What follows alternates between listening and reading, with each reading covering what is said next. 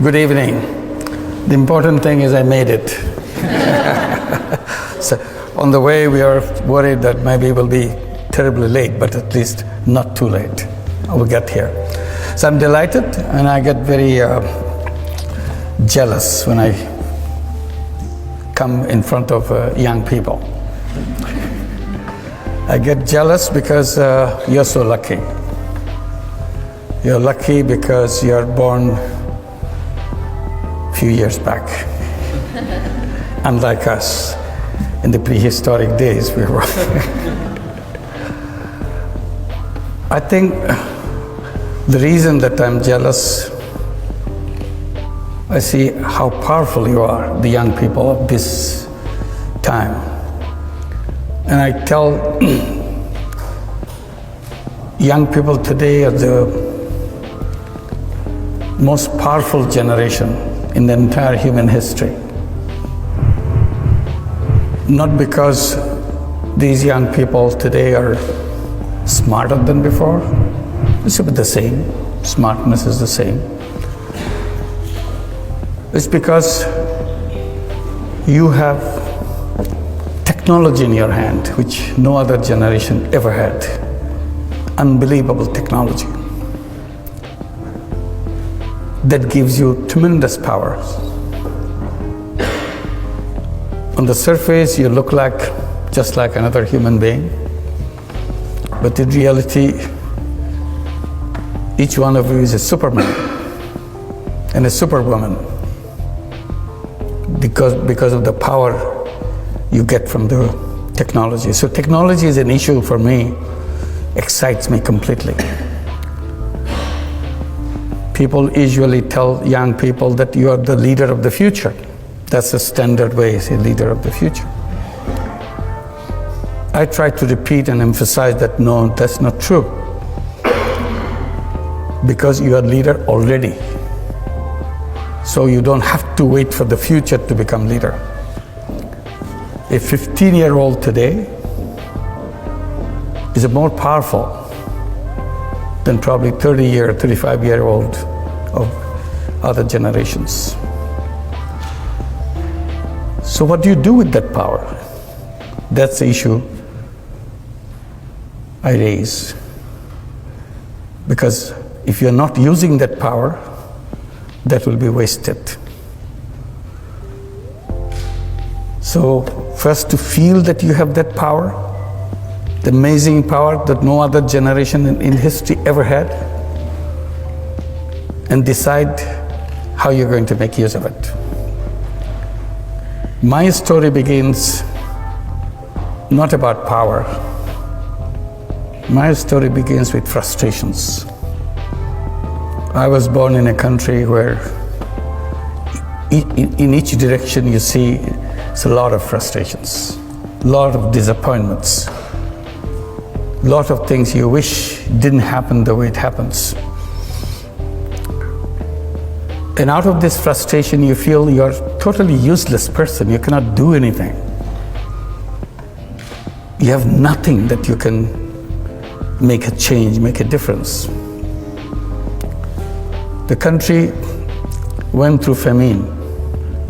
When I was teaching economics in the university right next door, people were suffering of hunger, 1974. So I felt all the theory that I teach is useless stuff, has nothing to do with people's life. And I felt totally useless as a human being. I cannot be of some use to somebody. So that's what I was trying to do, getting into the village next door to the university campus to see if I have any use for anybody else. And then I did tiny little things to find my worth, that yes, I have some meaning in my life. And I did things which I knew nothing about.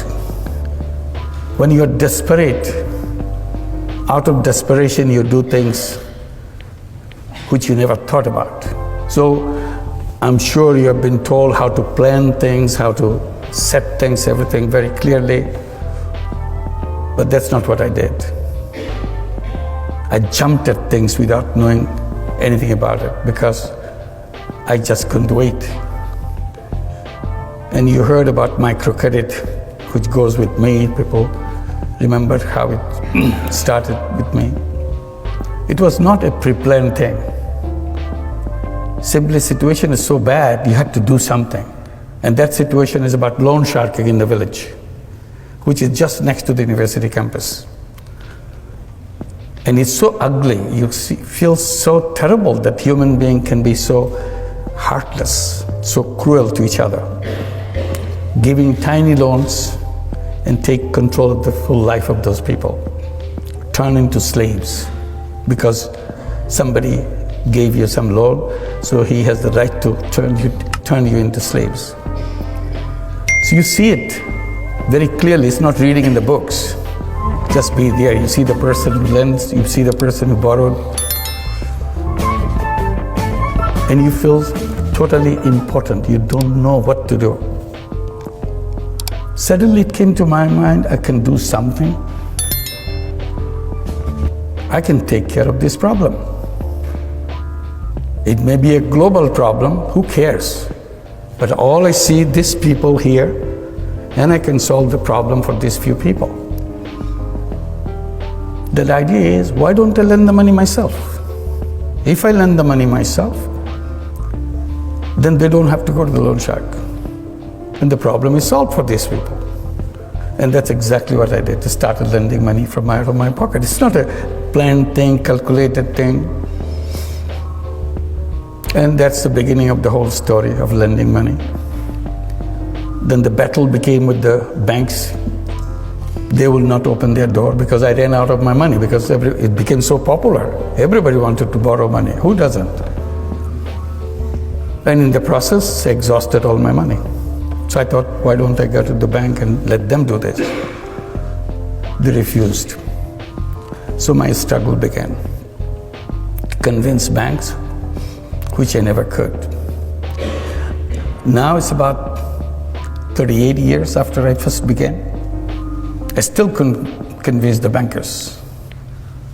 So now I look at the whole system, what we call economic structures, conceptual framework, and all that. And I feel how wrong they are. And that's again my complaint. We read about it, we study it, we take it so seriously.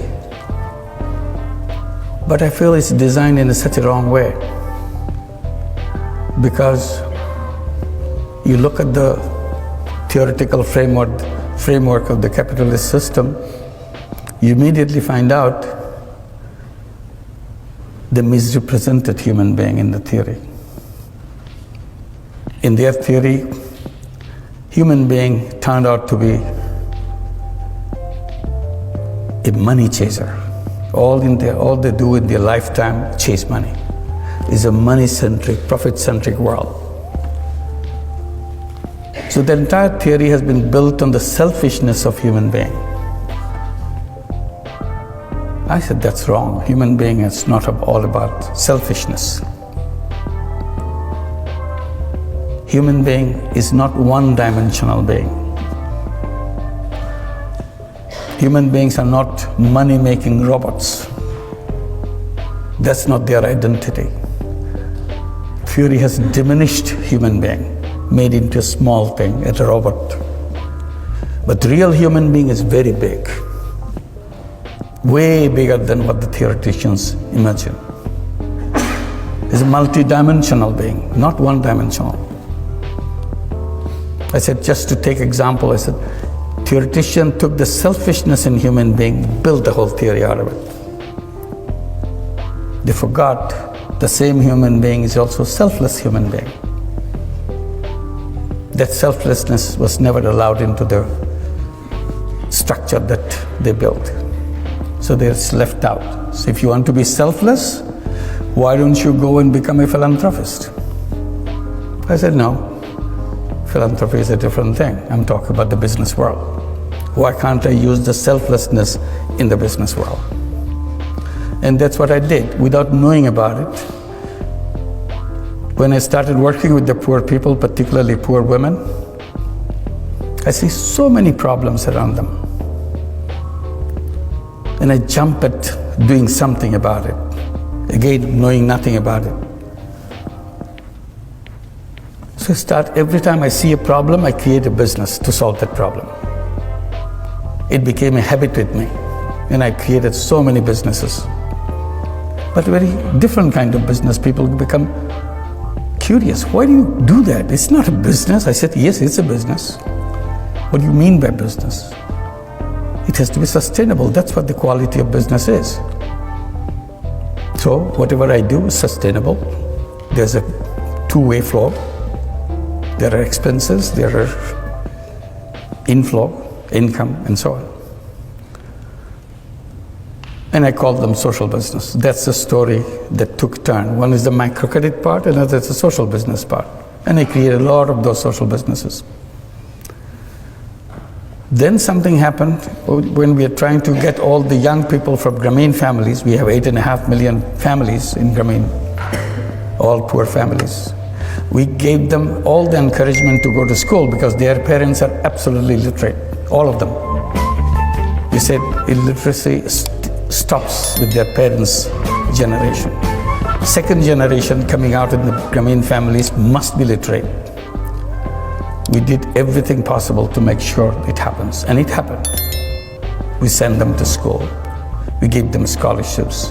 We gave them all kinds of encouragement, and then started giving education loans so that they can go to the higher education. As they start coming back from schools with higher education, they get very frustrated. Where's my job? There's no job in Bangladesh. Very difficult for a poor young man or a young woman to find a job. In the beginning, I have no answer to that question, where is my job? Then I turned the question into another question. The moment say, we don't have job, what do we do? And I said, who said you have to have a job? Did your school tell you that you have to have a job? Did your teacher tell you? Did your textbook tell you that you have to have a job? How did this idea of job got into your head? They get very puzzled. Aren't you supposed to have job? I said, you are young people of this generation. You're lucky young people. Job is an old-fashioned idea. People who didn't know anything, they thought about the jobs. The real human beings don't run after jobs because it's an artificial thing. Job is an artificial thing. Real human being is a go-getter. Real human being is an entrepreneur. It's in the DNA, it's in the blood. But somehow theory pushed them into wrong direction. Seek jobs. I said, you change your mind. Tell yourself again and again, every time you get a chance, I'm not a job seeker, I'm a job creator. And be a job creator. Think like a job creator. Behave like a job creator. As a job seeker, you become small. You are at the mercy of somebody else. As a job giver, you are at the top. Why should you have a job? To start your life as a creative human being, full of energy, full of capacity. Start at the very bottom. Nobody gives you a job at the top. They give you at the bottom, no matter what it is. So all this energy, all this creative power is squeezed into tiny little thing to find a little job. Do the routine things. That's not the destiny of a young man, young woman. Young man and young woman should start at the top and use all the creative capacity and change the world. They get very puzzled. I don't have a job, he's making joke with me. So I said, it's not a problem. Look at your mother. 20 years back, 25 years back, even 30 years back, she took a loan from Grameen Bank, $30, $25. She was shaking like this. Couldn't believe that anybody could trust her with such an enormous amount of money. That's her life. She dared to take this money in her hand and start a business, raising chicken, raising vegetables, sewing clothes, whatever. That's what the 8.5 million women do in Grameen Bank and all the microcredit elsewhere. I said, what good is your education if you're not braver than your illiterate mother? She did it. Along the way you were born, she sent you to school, and you have all this education, and she's been doing it all the time in front of your eyes. You never noticed it. And you're going around to find job, somebody give you to do some minor thing. Is it befitting to you? So that is working. So what we did, we created a social business fund in Bangladesh. Tell every young person within Grameen families, come up with a business idea, anything. Even if you don't have an idea, look at your mother, what she's doing. Take that idea, build it into 10 times, 50 times bigger. Because you have education, you have connections which your mother never had. She never left her village in her life. You have seen the world. And once you have the business idea, bring it to us. We become investor and partner with you, every one of you. So now the young people are coming, business proposals after business proposals. We call them new entrepreneurs. They build their own community, help each other. So again, why unemployment? Because it's our thought, not because of our ability. We are able people. An unemployed young person, think about an unemployed young person. Is something wrong with him? Is something wrong with her? No. He's a very creative person, dedicated, energetic person. Who makes him or her unutilized? The system that we build, our thinking process has made them. An unnoticed chain has bound him around and say, you are trashed, you are no good. Why am I not good? You have never tried me. I have no room for you. Who are you to provide room for me? I create my room. I create my own space in this planet. But we don't do that. We tell somehow we have to have a job. So the natural choice for every young person, every human being, would be to an entrepreneur. If somehow I'm not getting an opportunity for becoming an entrepreneur, for a while I can work for somebody, for a while. Because ultimately that's what I should be my own, and create the world for my own way. So my story is about this, about microcredit, which is not about just lending money. It's unleashing the capacity that every human being has. And the system denied them that right. Like banking system is close to more than half the population of the entire world. It works only for the rich. If you notice, most of the institutions that we build are designed to work for the rich. And then we blame the poor for being poor. I said, poor are poor not because of anything wrong with them. You simply denied them the doors to open. I give the example of bonsai, little tree. I tell that, look at the bonsai. You take the best seed in the world, put it in a flower pot, and give all your love to it, let it grow. It grows only this big. And you ask the question, is something wrong with the seed? No, nothing wrong with the seed. Then why is it so tiny? Because we didn't give them the space to grow. There is no base on which to grow. I said, poor people are bonsai people. There's nothing wrong with their seed. Simply, we didn't create a society to give them the base on which to grow. And then we blame them for being so tiny, so poor. So natural human being has no reason to be poor person. Natural human being has no reason to be an unemployed person. We made it happen for them. That's my complaint. I bring it to you. As a new, powerful young people, you'll create a world where the word poor will not be necessary. And I keep saying that poverty should be in the museum, not in human society. In the museum to show our stupidity, how we punished human beings for no fault of their own. And you'll create a society where there will be no unemployment. The word unemployment will not be understood. People will not understand, what does it mean, unemployed? Why should anybody be unemployed? The first thing to do is to make the word unemployment unemployed. And that's the beginning. Thank you very much.